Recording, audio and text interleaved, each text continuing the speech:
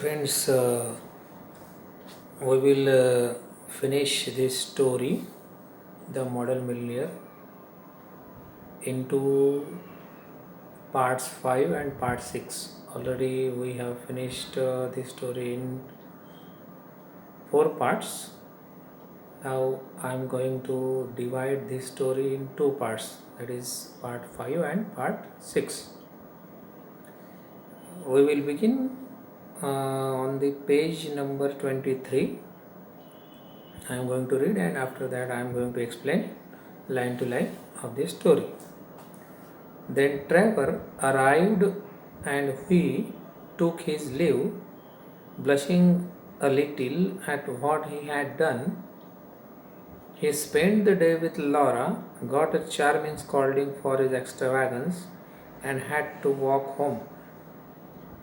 Here, the story writer Oscar Wilde is telling us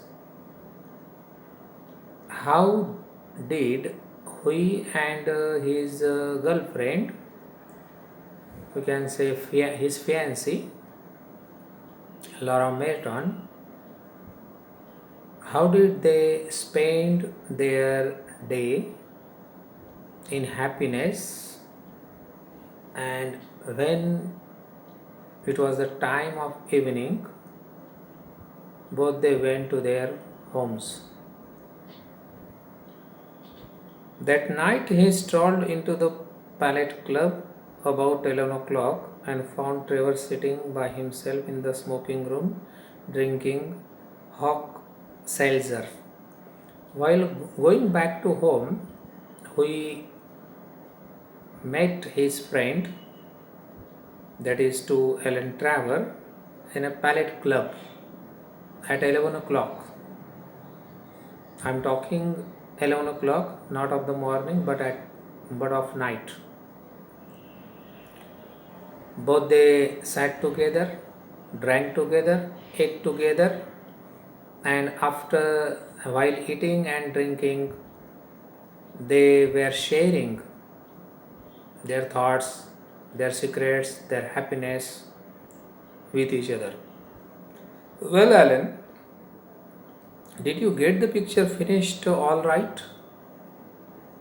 He said as he lit his cigarette. Finished and framed, my boy. He is asking Alan whether he had finished the picture of the beggar. On that, Alan told him that he had finished the painting and also he had framed too that painting. The old model you saw is quite devoted to you. I had to tell him all about you, who you are, where you live, what your income is, what prospect you have.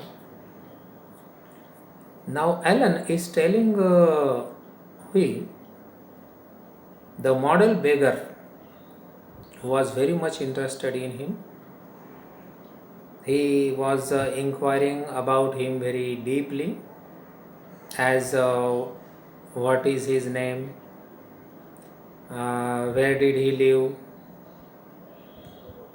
what did he do, and what were his prospects. Everything. My dear Alan, cried he, I shall probably find him waiting for him when I go home. But of course you are only joking, poor old wretch. I wish I could do something for him. I think it is dreadful that anyone should be so miserable. I have got heaps of old clothes at home. Do you think he would care for any of them? Why, his rags were falling to bits. But he looks splendid in them, said Trevor. He told his intention to Alan that he was very sad to see the miserable condition of the beggar. He also told him that he had a heap of clothes, old clothes of him, that he would give to the beggar. But Alan told him that the beggar looks very nice in rags. Rags means torn clothes, tattered clothes, फाटलेले कपड़े ज्याला म्हणतो आपण. Okay. On that, we scolded Alan for becoming indifferent to the miseries of the beggar and the poor.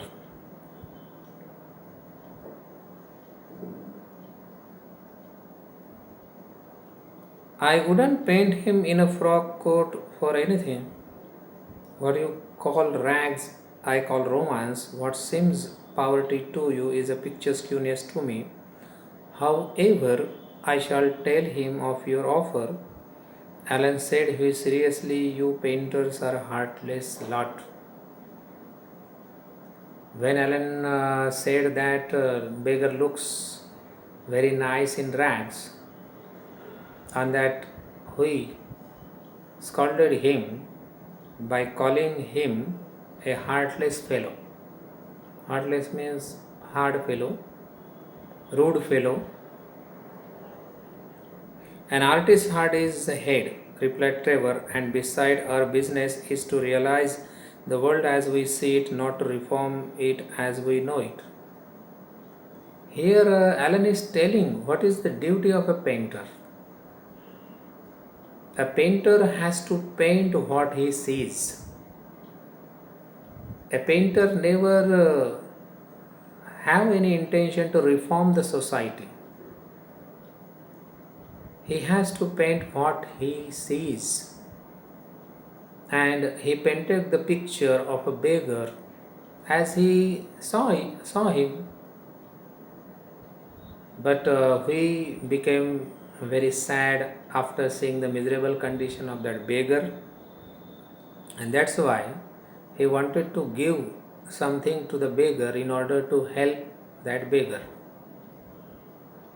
Alan said, very seriously, you painters are a heartless lot, an artist's head is his head, replied Trevor, and beside our business is to realize the world as we see it, not to reform it. Reform means to make improvement. A Chacon Sun Meteor. And now tell me how Laura is, the old model was quite interested in. Alan asking Hui about his beloved, that is about Lara. He also said that the beggar was very much interested in his beloved. He was deeply inquiring about Laura. You don't mean to say you talked to him about her, said Hui. Certainly I did. He knows all about the relentless colonel, the lovely Laura, and the 10,000 pounds. Alan told Hui that he had told everything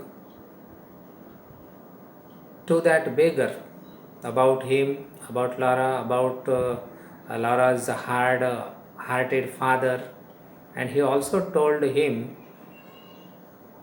the marriage condition, that Laura's father told him that he could marry with her only when he had 10,000 pounds in his account. You told that beggar all my private affairs?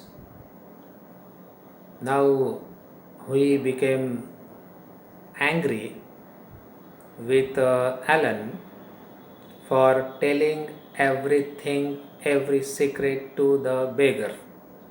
Cried he, looking very red and angry. My dear boy, said Trevor, smiling, that old beggar, as you call him, is one of the richest men in Europe. Now, Alan is disclosing the secret about the beggar to Hui. Alan told him that the person, the beggar about whom he is talking about, the beggar in fact was the richest man in Europe. He was so rich that he could buy a city like London in a few seconds. By hearing this, we became very surprised, very stunned. Okay friends, we will stop here.